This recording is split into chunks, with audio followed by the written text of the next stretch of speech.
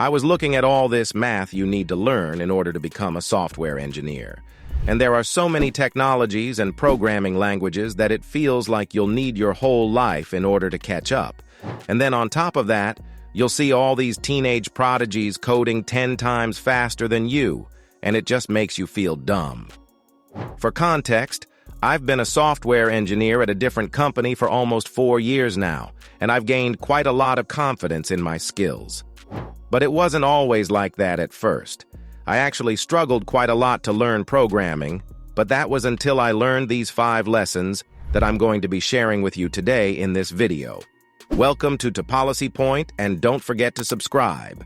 The number 1 lesson I'm going to teach you is to learn by doing. The reason why people struggle to learn how to code is the same reason why people are bad at math. People are just too lazy to practice problems and power through adversity. Instead, they will look for shortcuts that will get them the job done without really taking the time to practice. I see so many people online complaining about how much time they spend learning how to code, and then when you ask them to show you their code, they haven't written a single line. They just spend countless hours watching YouTube videos without actually putting in the reps. The same way, you wouldn't expect to learn how to play the piano by just watching YouTube videos. You can't expect the same for programming. You won't learn how to code unless you actually code a lot. So my advice to you is to first pick something that you want to build, let's say a website, and then figure out which technologies you need to learn in order to build that website. And then once you've built the website, you will have learned a ton more than if you just sat at your desk all day watching YouTube videos. And on top of that, you will have a piece of software that actually works and that you can add into your portfolio. The number 2 lesson that I'm going to teach you is to learn to program, not a programming language. This is a very common misconception. Especially beginners often confuse learning a programming language that is syntax and grammar with learning to program, which is the actual difficult part. Sure, in order to be able to program, you will need both programming language and knowing how to program. But if initially you just focus on learning the syntax, you will be just memorizing, and you won't be actually understanding the underlying concepts of how to program. And memorizing and programming don't go well together, so don't do that. It doesn't really make sense to memorize an algorithm in a certain programming language. Algorithms need to be understood on a conceptual, abstract level, completely independent from the programming language. So let's say I have this code snippet. I'm just iterating through an array. The actual code is secondary. I only need to know that I need a way to access each and every element in the array. How exactly I do that depends on the language implementation. So it doesn't really matter which programming language. I wrote this code.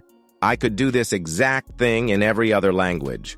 So what you need to internalize is the concept of going through an array, not just the actual syntax of how to do that. This abstract or conceptual learning becomes even more important when you start learning data structures and algorithms. It's hardly ever necessary to be able to recite the implementation of an algorithm in a particular programming language.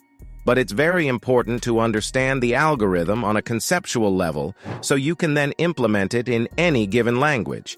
That's why most tech companies will let you do your interview in any language that you want.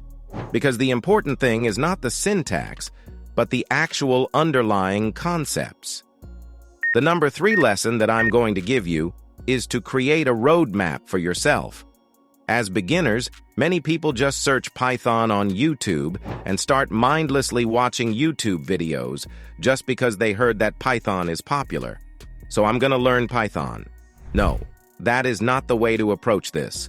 There are so many programming languages. There are so many technologies that you can learn. The first question that you need to clarify is, what do you want to build? Once you figure that out, you can work backwards to understand what are the technologies and programming languages that you need in order to build this thing. So for example, if you want to build a website, you will need to learn about front-end technologies like CSS, HTML, and JavaScript. By getting clarity on the things that you want to build, you'll be able to create a roadmap that suits your goals. And it's not just mindlessly learning anything that's out there. Luckily, online, there's plenty of free and paid resources that you can use in order to get started on your software engineering journey. Now, my number 4 lesson is to prioritize understanding over everything. This is probably the simplest, yet the most important advice that I can give you in this video. You have to take the time to understand what you're doing. Let's say you're coding, and all of a sudden you get this error and you don't know what it means. You go on Google, you search it, the first link takes you to Stack Overflow, you copy the solution, you paste it, it works. But you have no idea why it works. Does that ring a bell? This situation can never happen to you when you're coding and something works, but you don't actually know why it works. You need to make it a point to take time to understand. Some of you might say, okay, but I'm just getting started with programming. If I start to understand every single thing, it will take me forever to learn how to code. But think about it this way. If you don't take the time to understand this problem today, whenever you face it again, it will take you the same time to solve the problem. Whereas if you take the time to understand this now, you will never face the problem again and you can move on to bigger and more difficult problems. And that's the only way you have to grow. This is the best time investment that you can make as a programmer for your growth. Some of the best ways that you can learn is by searching on Google, obviously. But the best place that you can reference is always the documentation. The official documentation of that programming language.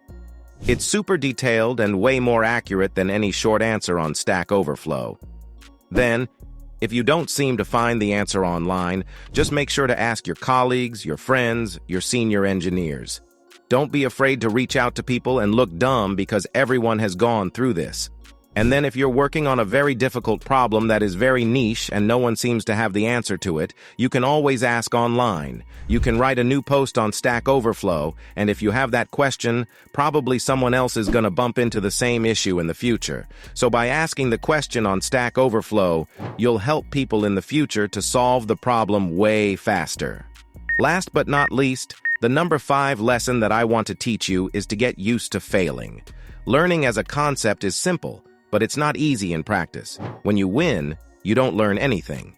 It's only when you lose that you actually learn something new. Therefore, if you don't fail at all, you won't learn anything at all. Myself, at work, I fail every single day.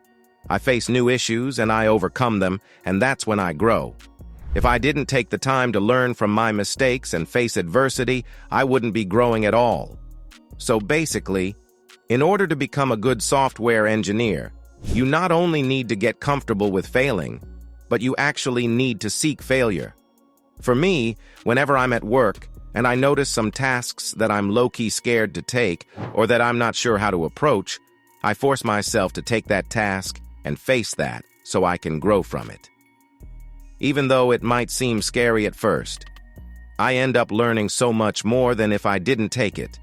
And now, I'm way more equipped to face new problems and more difficult challenges. I feel like this image from Strange Planet sums it up pretty well. No discomfort, no expansion. So these are the 5 lessons that helped me become a better programmer. So I hope that they are helpful to you as well. As always, thanks for watching and don't forget to subscribe to Policy Point for more.